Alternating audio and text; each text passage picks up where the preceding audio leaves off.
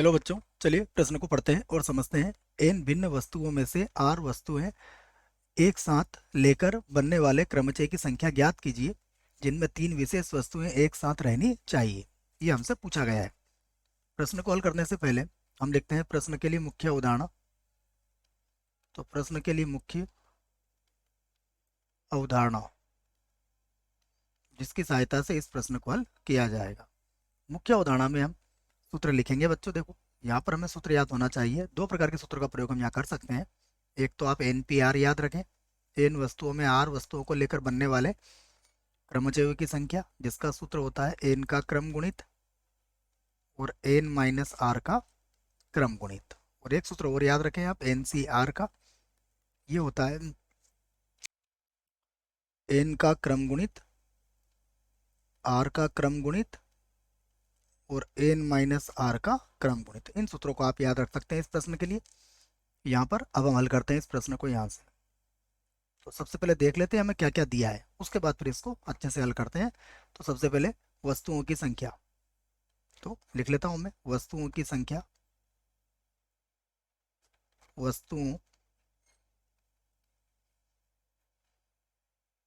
की संख्या, देखिए कुल कितनी वस्तुएं दी गई हमें, सारी भिन्न वस्तुएं हैं। तो वस्तुओं की संख्या कितनी है हमारे पास, n है।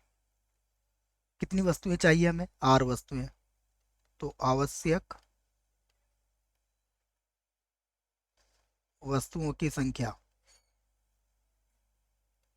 आवश्यक वस्तुओं की संख्या,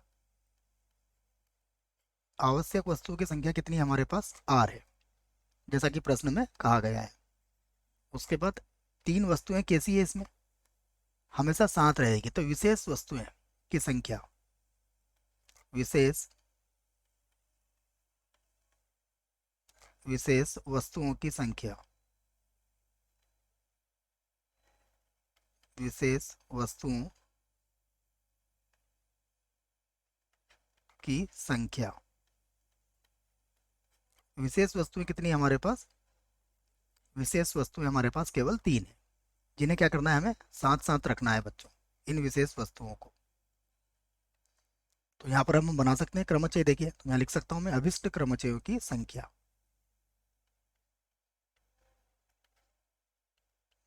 अभिष्ट क्रमचयों की संख्या, चयों की संख्या देखिए कितनी होगी।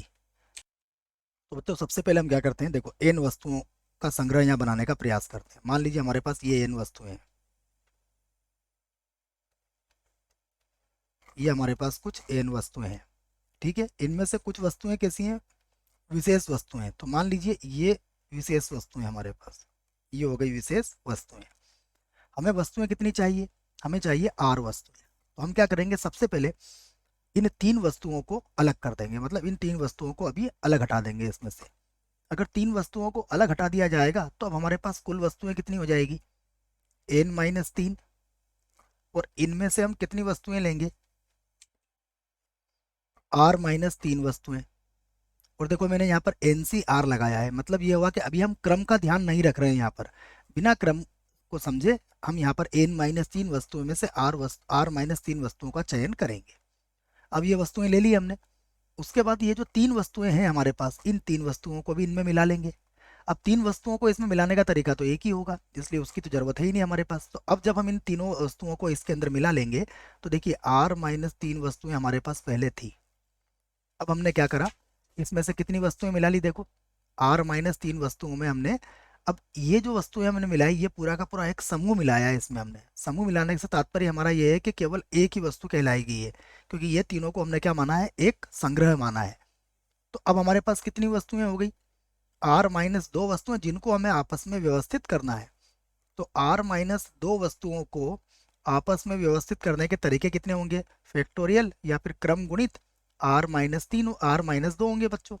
तो इसके लिए क्या हो गई, r-2 तरीके का क्रम गुणित इसमें हो चुका है।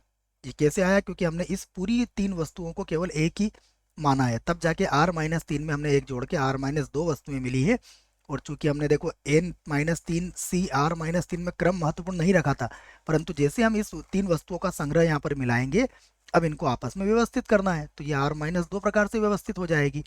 परंतु अभी भी प्रश्न पूरा नहीं हुआ है। अब इन 3 वस्तुओं को देखिए बच्चों, मान लीजिए यहाँ पर कोई वस्तु ए होती है, ये वस्तु बी होती है और ये वस्तु सी होती है, ये भी तो परस्पर व्यवस्थित हो सकती है। तो ये 3 वस्तुएं कितने प्रकार से व्यवस्थित होंगी? 3 के क्रम गुणित प्रकार से व्यवस्थित होंगी। और यहाँ पे ध्यान देना है कि इन 3 वस्तुओं को हमें लेना ही है। प्रश्न को अगर हम पढ़ेंगे तो कहा गया है कि आर वस्तुएं एक साथ लेकर बनने वाले क्रमचयों की संख्या जिनमें 3 विशेष वस्तुएं अवश्य है बच्चों। इसलिए हम यह नहीं कह सकते कि 3 वस्तुओं को नहीं लेंगे। 3 वस्तुओं को लेना हमारे लिए क्या होगा? अनिवार्य होगा, क्योंकि कहा गया है कि 3 विशेष वस्तुएं एक साथ रहनी चाहिए। इसलिए ये हमारे प्रश्न का क्या होगा? उत्तर होगा। चाहे तो हम इसको आगे तो हल नहीं कर सकते हैं बच्चों, फिर भी हम इसको हल कर सकते हैं। किसको? 3 के क्रम गुणित को। हमें पता है 3 का जो क्रम गुणित होता है वो किसके बराबर होता है? 6 के बराबर होता है। तो ये हो जाएगा 6 गुणा r-2 का क्रम गुणित, और उसके बाद आ जाएगा n-3, और यहाँ पर आ जाएगा c r-3। तो ये आपके प्रश्न का क्या होगा? ये आपके प्रश्न का उत्तर यहाँ पर आ चुका है। आशा करता हूँ बच्चों प्रश्न का उत्तर समझ में आया होगा। धन्यवाद।